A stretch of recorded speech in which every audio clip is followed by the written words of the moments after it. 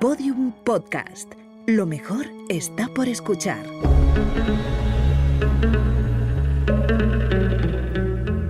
Dentro de la pirámide, con Nacho Ares, en Podium Podcast.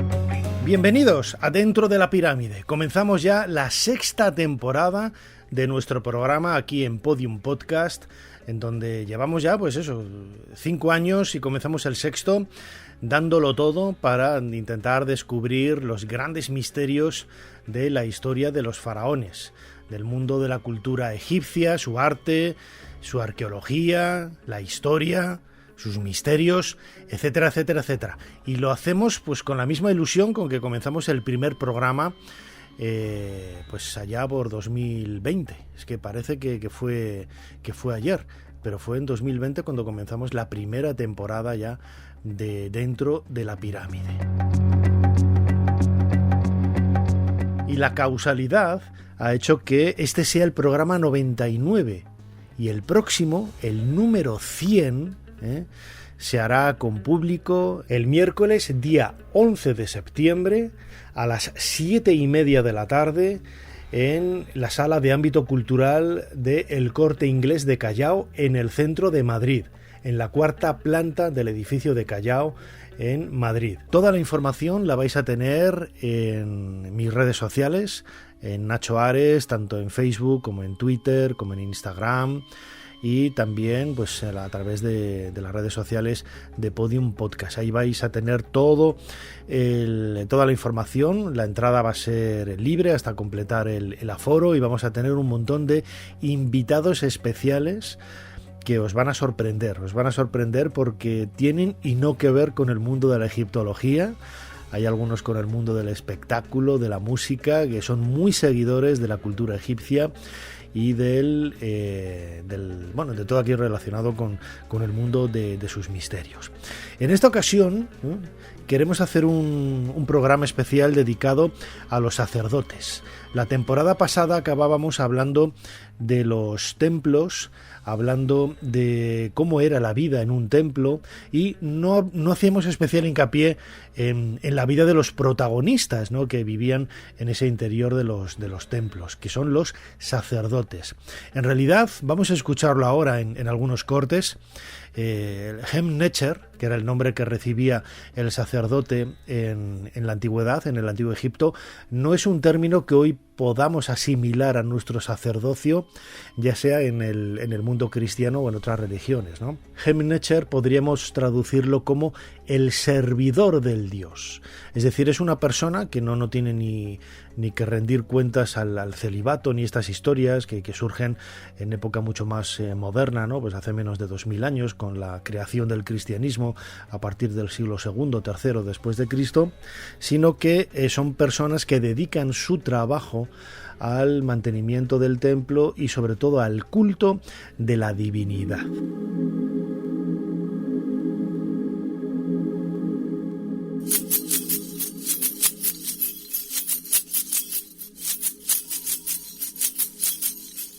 Escuchamos de fondo el sonido de un sistro. Un sistro es una suerte de sonajero, un instrumento musical vinculado tremendamente a los sacerdotes y las sacerdotisas en el antiguo Egipto.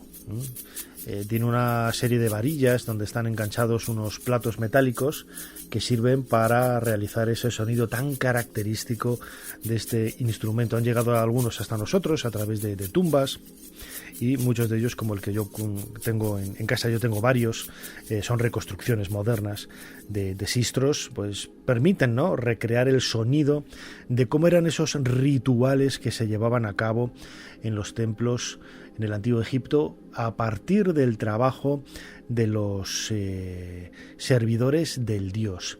¿Quiénes eran estos Hem-Necher? Nos lo cuenta Elisa Castell. Elisa Castell es egiptóloga, es secretaria de la Asociación Española de Egiptología. Tiene un libro extraordinario. Podemos encontrarlo en algunas librerías ya de segunda mano, Los sacerdotes en el Antiguo Egipto, publicado por Alderaván, y es como el Vademecum, la Biblia de la historia de los sacerdotes en el Antiguo Egipto. Esto es lo que nos cuenta Elisa precisamente sobre cómo llega alguien a ser sacerdote en la época de los faraones. Lo que nosotros llamamos como sacerdotes no se puede interpretar bajo el prisma nuestro de ahora mismo, porque en el Antiguo Egipto no eran sacerdotes, ellos los llamaban servidores del dios. Eran una especie de funcionarios de la divinidad que no solo celebraban actos religiosos o participaban en las fiestas, sino que se ocupaban pues incluso pues de la gestión agraria o la gestión económica del templo. Para ser sacerdote no hacía falta ningún conocimiento previo. Sobre todo si desempeñaba cargos menores, porque si eran cargos altos, entonces sí era necesario que al menos supieran leer y escribir y sobre todo contar. Porque bueno, en el Antiguo Egipto leer, escribir y contar podían hacerlo de un 4% más o menos de la población. Era importante tener una buena genealogía para llegar a un cargo alto. Hay una estatua en Múnich de un personaje que se llamaba Akhenhonsu del Reino Nuevo, que ahí nos va contando todo su desarrollo prácticamente desde que nace hasta que llega a ser sumo sacerdote, y nos va contando pues los años que ocupa en cada uno de los escalones. Los sacerdotes importantes, los del alto clero, tenían que ser designados, tenía que ser una persona de confianza del rey, tenían que ser designados por el rey o al menos muy recomendados por otro sacerdote importante o por un gran noble.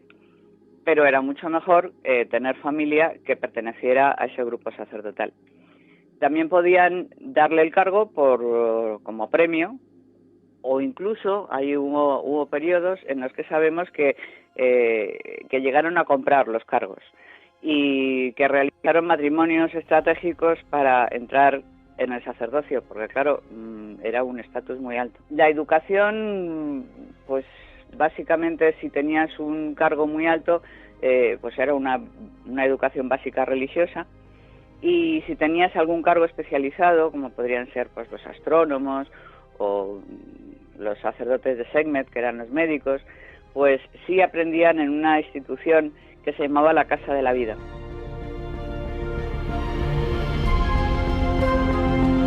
Dentro de la pirámide. Un viaje a los secretos del Egipto faraónico. En Podium Podcast. Con Nacho Ares.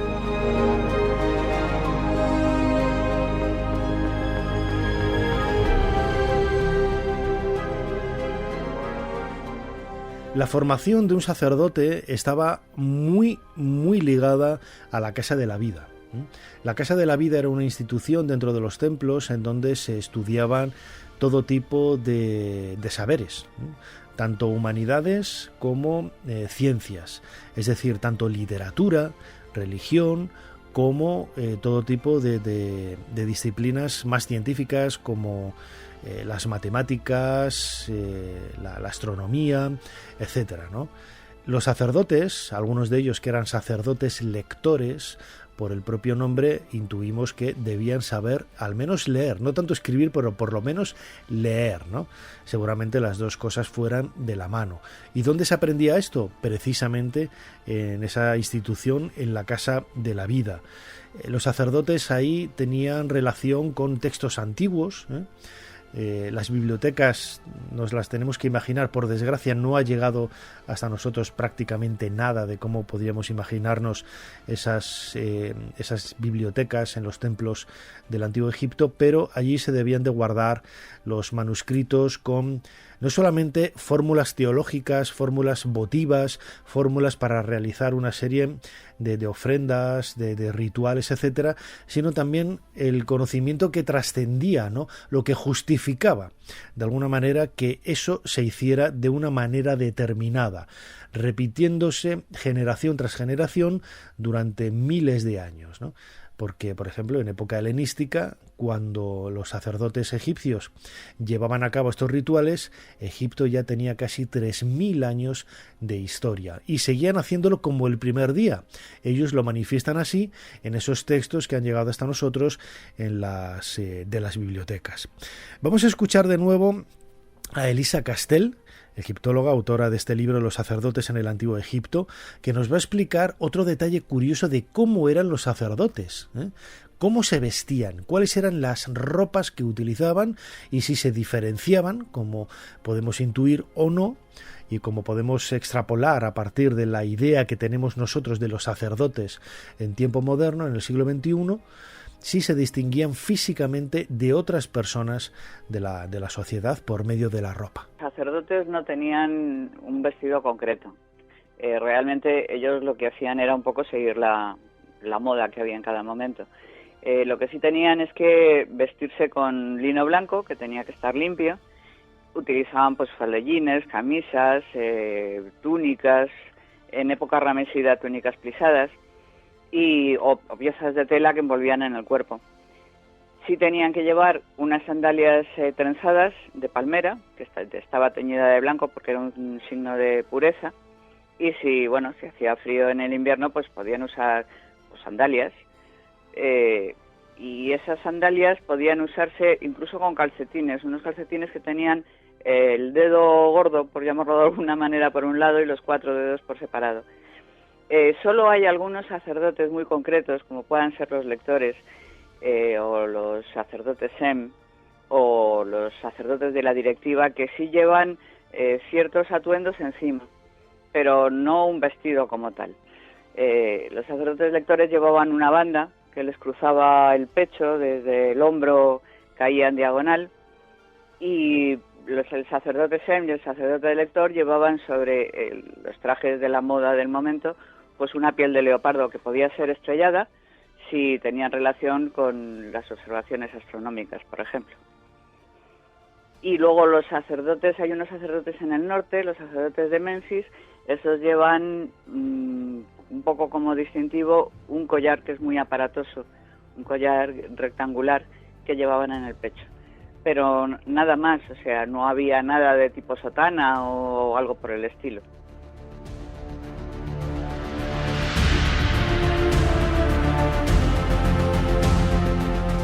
Dentro de la pirámide, con Nacho Ares, Podium Podcast.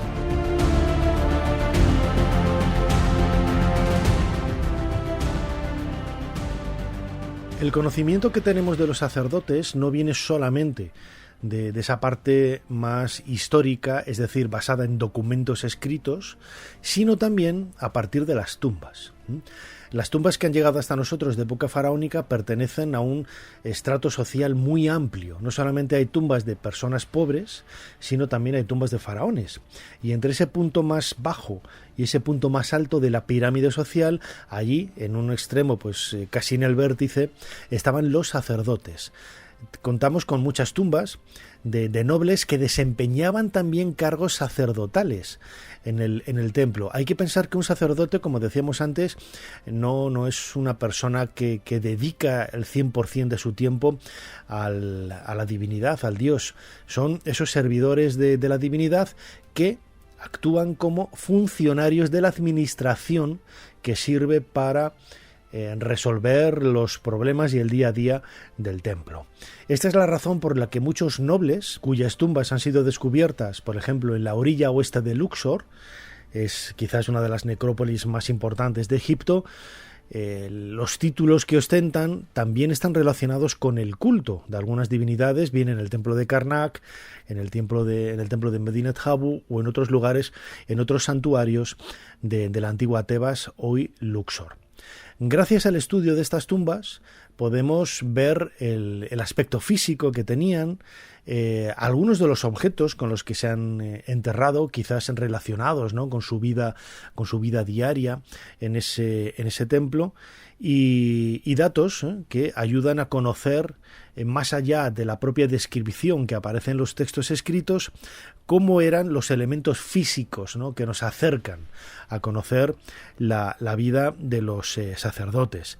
Vamos a escuchar un fragmento de una noticia de France Press de unas tumbas descubiertas hace unos años en Al-Goreifa, en el Egipto Medio. Son tumbas de sacerdotes que ayudaron precisamente con esos vestigios materiales, sandalias, objetos de la vida cotidiana de esas personas dedicadas al culto de los dioses, que ayudaron, como digo, a conocer cómo es la vida de estos sacerdotes en un templo quizás no tan importante como el de Karnak, que era el top, el número 1 de ese listado de los 10 templos más importantes. Karnak estaría en el primero, pero las tumbas de los sacerdotes de Al-Goreifa en el Egipto Medio ayudaban a conocer pues esa vida quizás más media de los sacerdotes, uno de los estratos sociales más amplios del Antiguo Egipto. Nuevos tesoros arqueológicos al sur del Cairo. El Ministerio Egipcio de Antigüedades informó el jueves del hallazgo de tumbas de importantes sacerdotes de unos 3.000 años de antigüedad. Durante la primera fase descubrimos 7 tumbas que contienen 40 sarcófagos y durante la segunda fase descubrimos 12 tumbas que contienen 30 sarcófagos. Finalmente, durante la tercera fase descubrimos esas 16 tumbas que vemos aquí. Las tumbas albergan los restos de varios grandes sacerdotes del dios Thoth, con cuerpo de hombre y cabeza de ibis, así como los de importantes dignatarios del Alto Egipto. Las tumbas descubiertas aquí están hechas principalmente de piedra caliza pulida, con inscripciones que llevan el nombre y los títulos de los difuntos. La mayoría pertenecen a sumos sacerdotes y nobles. Uno de los sarcófagos en piedra está dedicado al dios faraónico Horus. También se encontró la representación de la diosa Nut, considerada como la madre de todos los astros, que extiende sus alas sobre el sarcófago. Los arqueólogos descubrieron 10.000 figuras en losa azul y verde, 700 amuletos en forma de escarabajo, algunos en oro puro y un amuleto que representa una cobra alada, además de recipientes destinados a recibir vísceras de difuntos.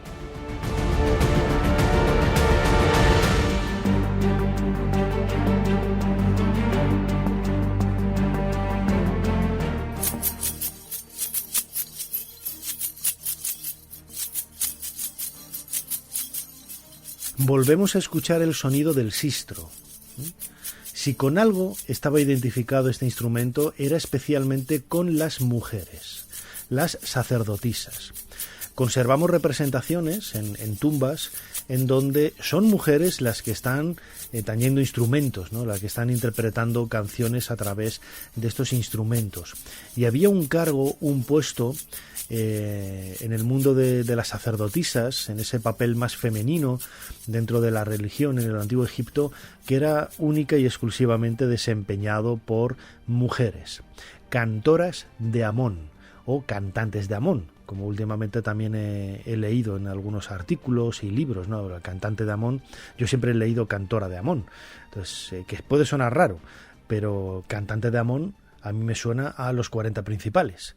Y es algo que no acabo de entenderlo, ¿no? Por eso yo sigo utilizando el término de cantora de Amón, que era desempeñado, como vamos a escuchar ahora en palabras de Elisa Castell, especialmente por grandes mujeres, señoras de la casa, es decir, las mujeres que gobernaban las villas, las casas, las mujeres de los grandes hombres también que desempeñaban cargos importantes en la administración del faraón. Ellas solían tener el cargo de señora de la casa, es decir, la que manejaba la infraestructura, la administración de la casa, y también eran cantoras de Amón. Es decir, era una forma de reconocer también desde un punto de vista social esa proyección que les daba el hecho de ejercer un cargo dentro del templo. Ellas eran las que eran representadas precisamente en esos papiros, en esas tumbas, acompañando a sus maridos con un sistro en la mano, con trajes de lino muy sofisticados y un sistro en la mano que les permitía, ¿no?, lucir ese puesto de cantoras de Amón, pero no era el único cargo que desempeñaban las mujeres en los templos. Nos lo cuenta Elisa Castell. Luego, en cuanto a las mujeres, pues básicamente las mujeres eran casi todas, sobre todo en el Reino Nuevo, cantoras de Amón. Es el grupo más numeroso. y lo llevaron casi todas las mujeres nobles de Tebas en el Reino Nuevo. Hay que tener en cuenta que la mujer contó con unos privilegios muy importantes y unos derechos que no tenían otras mujeres de civilizaciones cercanas, o civilizaciones coetáneas. Pero también hay que ser muy conscientes de que la sociedad egipcia era machista y estaba gobernada por hombres. Así que el clero, o los servidores del dios, o las servidoras del dios, están dirigidas siempre por personal masculino. A la cabeza del clero femenino había una figura que era la esposa del dios. Era la que se le había presentado la divinidad, encarnándose en el cuerpo de su marido, para concebir al que más tarde sería el faraón. Y ella cumplía las labores, o podía sustituir las labores de la reina. Porque ella, la reina, no podía actuar o oficiar en todos los templos a la vez. Lo mismo ocurría con el faraón. El faraón delegaba en el sumo sacerdote, porque tampoco podía delegar para los ritos en todos los templos. Entonces tenían esos representantes que tenían que ser de muchísima confianza. La esposa del dios además tenía una institución muy importante y muy rica, que físicamente debió de encontrarse en la zona de Tebas Oeste, en un lugar que no se ha localizado, pero que se piensa que podría estar cerca del templo de Medinet Habu de Ramsés III. Y ahí tenía incluso su propio personal administrativo, y tenía además rebaños, tenía tierras, tenía pues metales preciosos, joyas, y todos estos pasaban en herencia a la siguiente esposa del dios, que se comprometía a mantener los puestos administrativos de todo el personal que trabajaba allí, o parte de ese personal. Y además recibía una retribución en forma de tierras que explotaba, porque en Egipto no había moneda, y a las que, por supuesto, pues sacaba unos beneficios pues muy importantes. Ella dirigía un grupo formado por una serie de cantantes de un cuerpo musical sagrado, en el que había pues cantantes, tocadores de sistro, tocadoras de otros instrumentos musicales, acróbatas, como por ejemplo un ostraca que hay en el Museo de Turín precioso, donde se ve a una de estas acróbatas, y que se encargaban pues con el sonido de su música y con el canto y con las danzas que hacían de agradar al dios y mantenerle aplacado. Y participaban, por supuesto, en todas las fiestas y en todos los festivales que había a lo largo de todo Egipto. Algunas llevaban el cuerpo tatuado, se cree, y este tatuaje lo hacían con unos punzones, pero normalmente se cree o se piensa que podían estar asociados al culto de una diosa muy concreta, que es la diosa Hathor. Es una diosa de la fertilidad, que estaba vinculado pues al sexo, al amor, a la música y por supuesto a la danza, pero sin que esto suponga ningún ejemplo de prostitución sagrada, porque en Egipto esto no existe. Dentro de la pirámide, un viaje a los secretos del Egipto faraónico, con Nacho Ares, en Podium Podcast.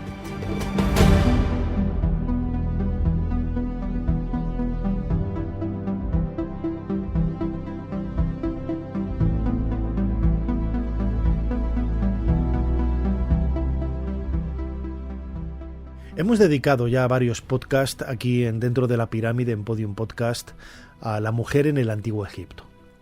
La mujer en el Antiguo Egipto tenía más derechos que la mujer en Grecia, o en Roma, o en la Edad Media, o en algunos lugares del tercer mundo, de países árabes, de países quizás que no tienen la normalización legislativa de otros lugares, y las antiguas egipcias tenían más derechos que muchos de estos lugares de hoy, ¿no? Tampoco hay que idealizar, es decir, no dejaba de ser una sociedad patriarcal, no dejaba de ser una sociedad en la que el hombre tenía más valor que la mujer, o quizás no sería esta la expresión, sino que no es que tuviera más valor, ¿no?, sino que desempeñaba un papel más importante en la sociedad, no es que tuviera más valor, ¿no?, porque las mujeres, por ejemplo, podían divorciarse si no estaban de acuerdo con la relación que tenían con el marido, podían desheredar, podían tener propiedades, es decir, desempeñaban una serie de puestos, de cargos. Había mujeres escribas, había mujeres que sabemos que eran médicos, había pues mujeres que desempeñaban puestos que hoy conocemos, en la antigua Grecia, por ejemplo, que es el adalid de la democracia, etcétera, o la antigua Roma, ¿no?, que es la cultura de la que nosotros hemos heredado en Occidente directamente muchos de los estratos sociales o de los pilares para poder entender nuestra propia sociedad. Vemos que la mujer no pintaba absolutamente nada. La mujer en Grecia, por ejemplo, no podía votar, la mujer en Roma no podía hacer nada sin el permiso del marido. Es decir, una serie de elementos que en el antiguo Egipto no existían, porque la mujer sí que tenía voz y voto a la hora de decidir y a la hora de elegir o no elegir. No había elecciones, no había una democracia, no había realmente el momento en el que hacer gala de ese derecho al voto para algo, pero sí que podían elegir o sí que podían desempeñar puestos importantes, ¿no? Vamos a escuchar un fragmento de un documental de televisión, Lugares Sagrados, ¿no?, sacerdotisas egipcias, con Colin Darnell y Marian Ayad, hablándonos precisamente del papel de estas mujeres, de estas sacerdotisas en los templos de Amón y en los templos en general en el Antiguo Egipto. La función más importante de la esposa del dios era atender las necesidades terrenales de Amón. Los antiguos egipcios creían que el dios dejaba los cielos y visitaba el santuario interior del gran templo. Aquí, la esposa del dios proporcionaba comida y otras necesidades. A cambio, Amón continuaría protegiendo Egipto y se aseguraría de que la tierra siguiera siendo fértil y floreciente. Como principal sacerdotisa, la esposa del dios Amón también se aprovechó de la gran potencia económica que era el templo de Karnak. Creo que la mejor analogía para comprender el estatus económico y religioso de la esposa del dios Amón es pensar en un papa medieval y el tipo de riqueza temporal que controlaba, así como de la autoridad religiosa que disfrutaba.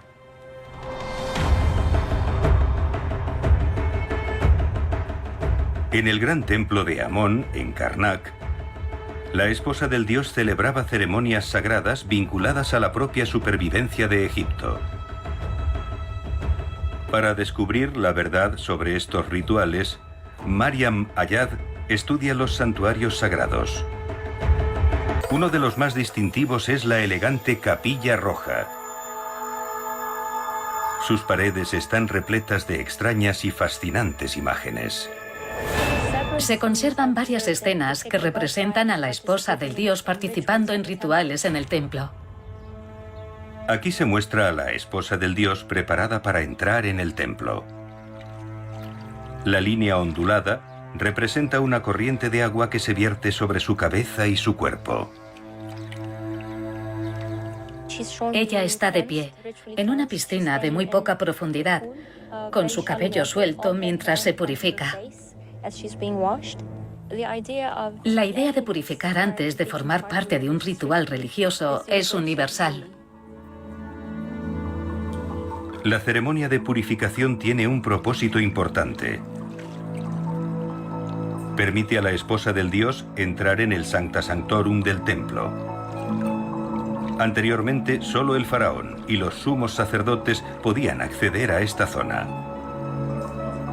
El hecho de que la esposa del dios también pudiera entrar es una señal del gran poder que tenía.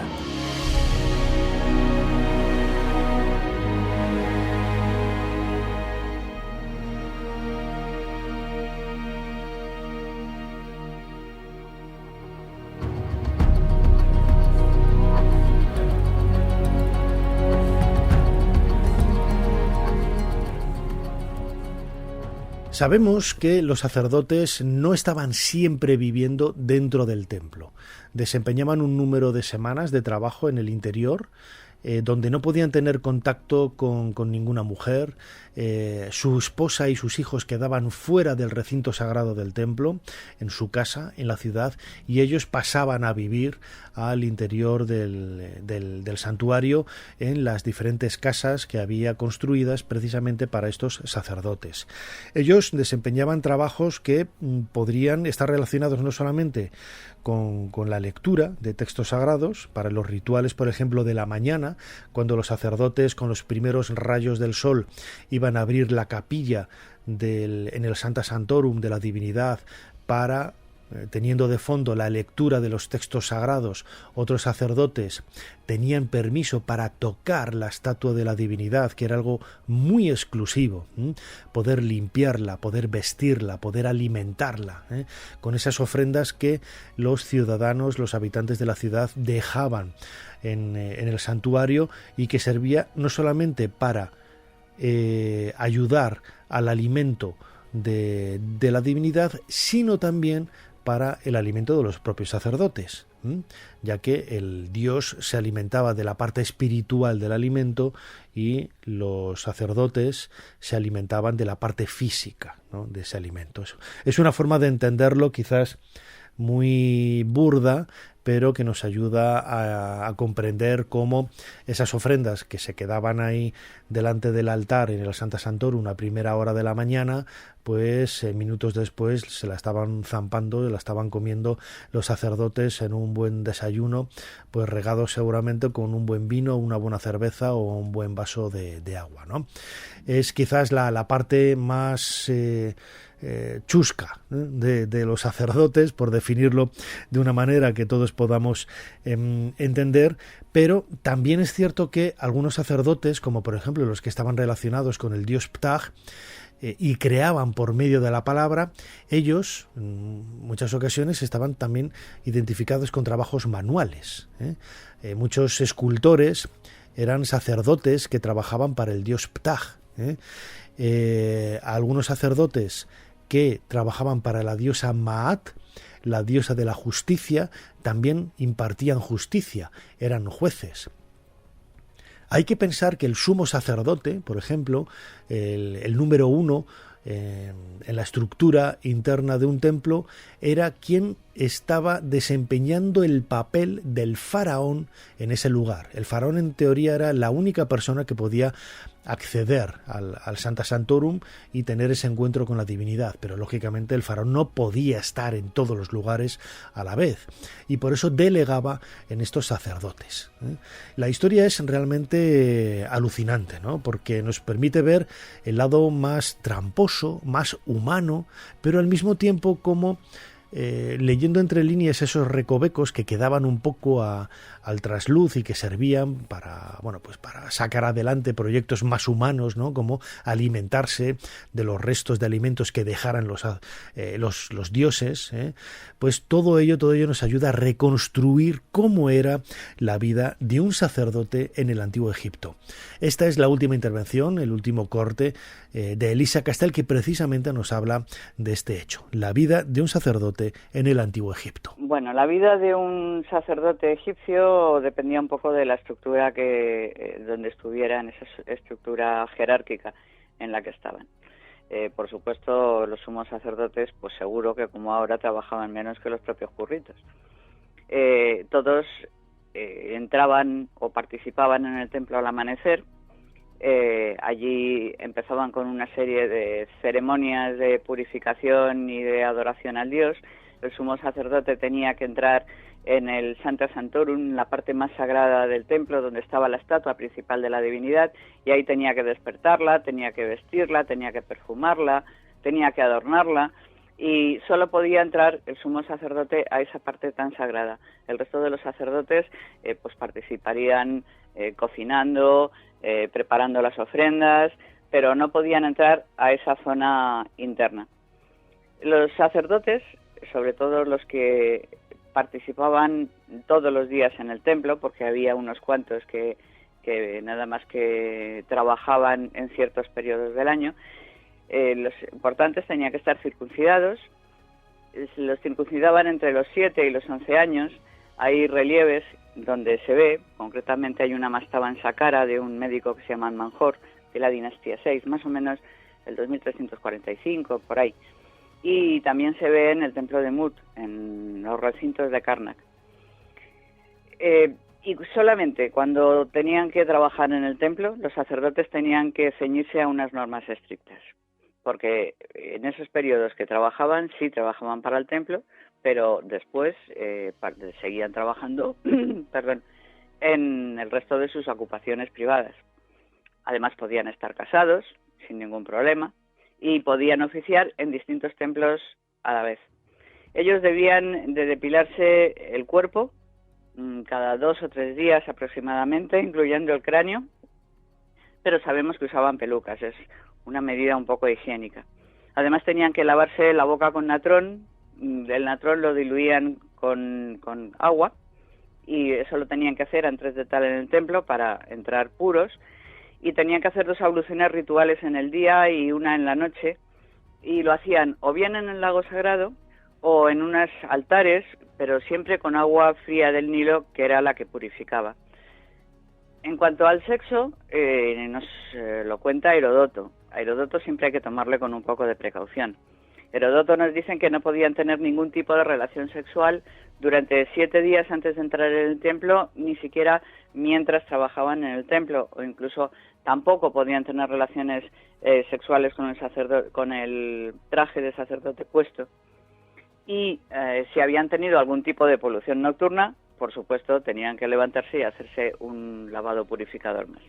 Yo estoy convencida que esto no lo cumplían. Los sacerdotes no debían de observar el celibato. Un sacerdote egipcio o un servidor del dios egipcio se podía casar y además era aconsejable y tener hijos. Tampoco vivían enclaustrados en el interior del templo, puesto que la civilización egipcia lo que da es mucha importancia a la familia y sobre todo a la descendencia.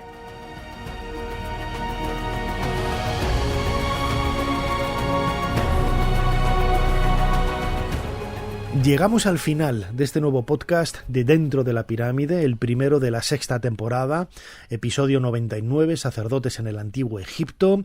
Recordad que el próximo 11 de septiembre de 2024 tendréis un programa muy especial con público y un montón de invitados en la sala de ámbito cultural, la 4ª planta del Corte Inglés de Callao, en el centro de Madrid, y que podréis acceder entrada libre hasta completar el aforo. Y bueno, pues vamos a tener, como digo, pues egiptólogos, periodistas, artistas, un montón de gente interesada en el mundo del Antiguo Egipto y que nos van a sorprender con las cosas que nos cuenten.